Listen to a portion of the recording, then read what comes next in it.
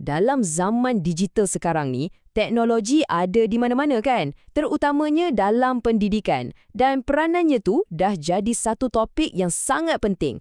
Tapi persoalannya, adakah ia betul-betul satu anjakan atau ia cuma satu lagi trend yang akan hilang nanti?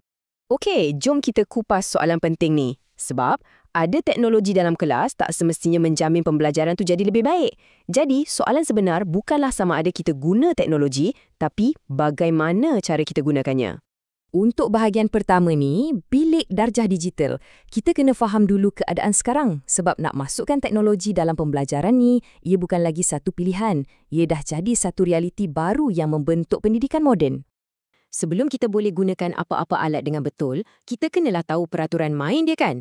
Dalam dunia online ni, kita panggil ia kewarganegaraan digital. Anggap je ia macam lesen memandu yang kita wajib ada untuk pandu kereta dengan selamat di dunia cyber. Tengok definisi ni. Perkataan paling penting kat sini ialah bertanggungjawab. Maksudnya, ia bukan setakat tahu cara nak guna teknologi, tapi menggunakannya dengan cara yang beretika bila kita berinteraksi dengan orang lain. Itulah beza yang paling besar.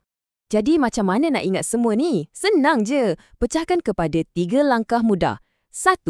Jadilah selamat, jaga keselamatan diri dan kesihatan mental, fizikal. 2. Jadilah bijak. Faham apa yang kita baca dan tahu undang-undang. Dan yang paling penting, 3, jadilah baik, berkomunikasi elok-elok dan hormat hak orang lain. Dan inilah sebabnya kenapa benda ni bukan main-main. Ini bukan lagi teori semata-mata tau. Ini contoh tragis dari dunia sebenar, di mana sikap tak bertanggungjawab di alam maya boleh bawa akibat yang meragut nyawa. Kewarganegaraan digital ni bukan isu remeh, ia soal hidup dan mati. Selain bahaya tadi, ada satu lagi cabaran besar, kelajuan maklumat. Slide ni tunjuk dengan jelas sekali, dulu nak susun ilmu macam kamus Oxford tu makan masa hampir 70 tahun. Hari ini, Wikipedia, berjuta artikel dikemas kini dalam sekelip mata. Ini bermakna kemahiran paling penting sekarang bukanlah menghafal maklumat, tapi menilai maklumat tu. Itulah literasi digital.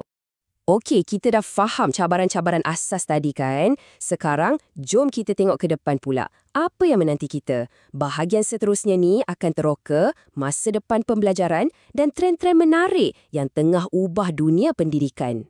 Belajar hari ni dah tak terhad pada buku teks. Siapa sangka kan? Platform macam TikTok pun dah boleh jadi alat pendidikan.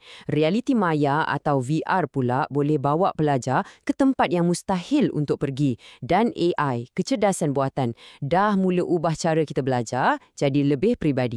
Dan jangan ingat, ini cerita masa depan tau. Benda ni dah jadi dah.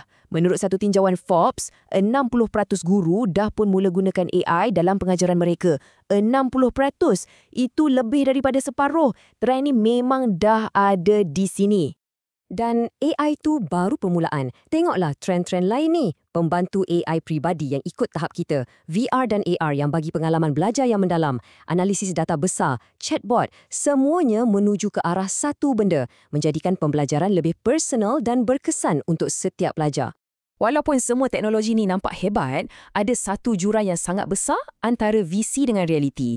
Jadi, untuk bahagian seterusnya, jom kita bercakap jujur tentang cabaran sebenar yang menghalang impian canggih ni daripada menjadi kenyataan dalam setiap bilik darjah. Dan inilah isunya. Ada beza besar antara sekadar menggunakan teknologi sebagai ganti, macam guna PowerPoint ganti papan putih, dengan betul-betul mengintegrasikan teknologi tu untuk ubah cara kita belajar. Contohnya macam pelajar bekerjasama buat projek VR. Satu tu cuma tukar alat, yang satu lagi tu ubah terus kaedah pembelajaran. Dan kalau kita nak tahu apa halangan terbesar, data ni tunjuk dengan sangat jelas. Hampir 76% pendidik cakap benda yang sama. Bajet. Mesejnya mudah je. Tanpa duit yang cukup, semua visi hebat tentang kelas berteknologi tinggi ni akan kekal sebagai angan-angan. Dan bajet tu cuma satu bahagian je. Cuba fikirkan. Guru perlukan latihan yang berterusan. Sekolah perlukan internet yang laju dan stabil.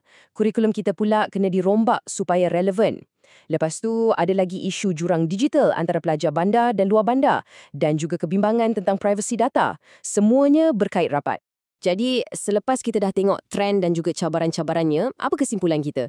Kita kena mula lihat teknologi ni bukan sekadar sebagai alat, tapi sebagai sesuatu yang boleh mencetuskan perubahan yang lebih besar dalam pendidikan. Petikan ni, bagi saya, merumuskan segalanya dengan sempurna. Matlamat utama teknologi bukanlah untuk cari cara baru untuk guru mengajar, tapi ia adalah untuk memperkasakan pelajar supaya mereka boleh ambil alih pembelajaran mereka sendiri. Kita kena sentiasa ingat, teknologi cuma alat untuk capai matlamat tu. Dan inilah soalan yang saya nak tinggalkan untuk anda fikir-fikirkan. Bila kita merancang masa depan pendidikan, kita mesti sentiasa tanya soalan ni. Adakah teknologi yang kita guna ni betul-betul bantu pelajar atau kita cuma seronok ikut trend terkini? Memastikan pelajar sentiasa jadi keutamaan, itulah kunci kejayaan yang sebenar.